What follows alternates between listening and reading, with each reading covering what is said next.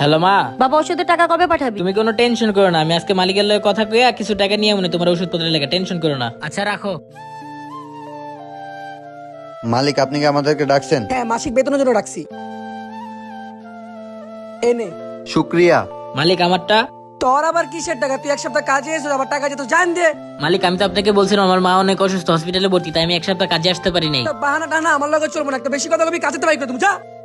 ভাই শোন, এই নে ভাই, তুই এই 1,000 টাকা রাখ। আর শোন, মায়ের জন্য ওষুধ নিয়ে যাস আর বাসায় বাজার নিয়ে যাস, কারণ ভাই আমার তো মা নেই, আমি বুঝি মা হারানোর কষ্ট। ভাই তোর অনেক ধন্যবাদ, আল্লাহ তোর বড় করুক, তোর মনের আশা পূরণ করুক। আসি ভাই। ঠিক আছে ভাই, মালিক আমি গেলাম। এই বেশি বড় লোক হয়ে গেছো, টাকা কি তোর বেশি? গরিবের বাচ্চা কোথাকার মানুষ সবার টাকা দেস। না মালিক, আমি বড় লোক না, আমার যতটুকু সামর্থ্য হয়েছে ততটুকু আমি সাহায্য করছি। আর হ্যাঁ মালিক, আপনার অনেক শুক্রিয়া আদায় করা উচিত, কারণ আল্লাহ আপনাকে দেওয়ার মালিক বানাইছে, নেওয়ার মালিক না। আসি মালিক। আমাদের ভিডিওটি ভালো লাগলে অবশ্যই কমেন্ট করে জানাবেন। আসসালামু আলাইকুম।